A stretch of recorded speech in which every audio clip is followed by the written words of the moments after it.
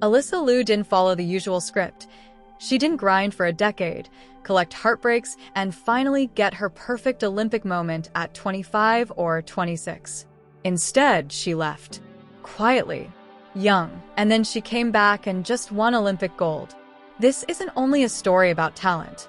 It's a story about timing, pressure, identity, and what happens when an athlete decides they want their life back before they win everything.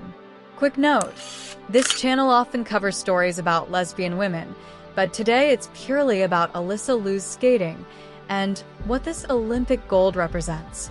We don't know how she labels herself, but yes, she's definitely inspiring lesbian crushes worldwide.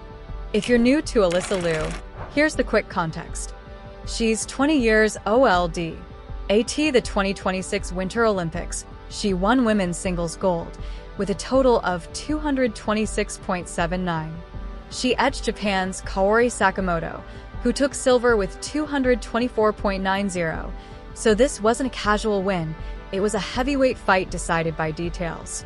And Team USA hadn't won Olympic gold in women's singles since 2002, a 24-year drought. That's the drought she just ended. Now, the reason people call this a comeback isn't just the medal, it's what happened before it. When a skater is labeled the future early, it sounds like a compliment, but it also becomes a job title.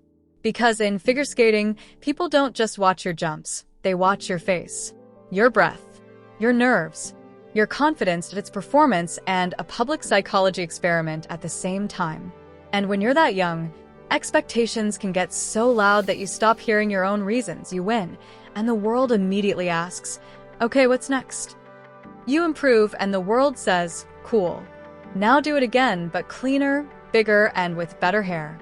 And eventually, for some athletes, the only way to hear themselves again is to step out of the story completely. Alysa Liu stepped away from skating after the 2022 Olympics. And that matters, because most athletes spend their entire early adulthood trying to survive pressure, not escaping it.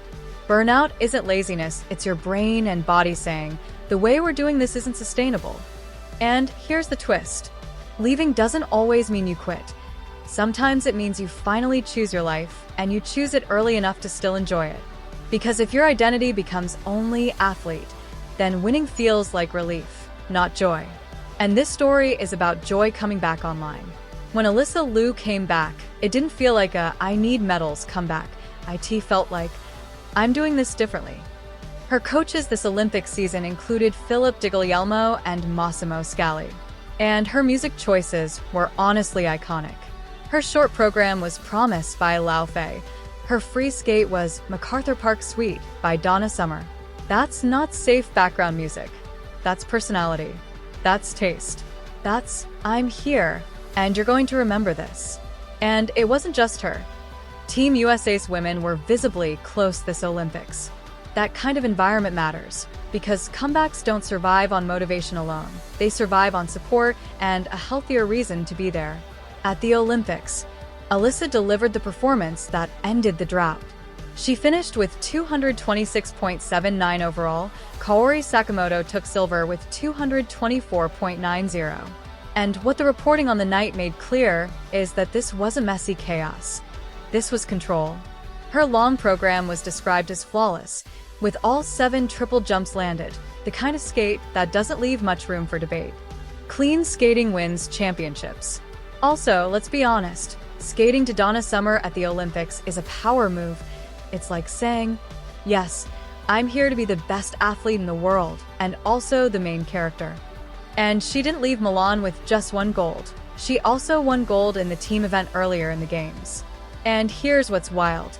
This win didn't feel like a desperate finally. It felt like, I'm here and I'm having fun. That's why this gold hit so hard, because it wasn't just dominance that it was agency, broadcast live. Alysa Liu's story lands differently because it challenges a toxic myth that the only real champions are the ones who suffer nonstop and never step away. But some of the strongest athletes aren't the ones who can tolerate pressure forever. They're the ones who recognize when pressure is changing who they are. Stepping away can be strength, returning can be strength, and winning after both is a rare kind of resilience. If you enjoyed this breakdown, hit the like button It really helps the channel. And if you're new here, subscribe for more stories about remarkable women and the moments that make headlines.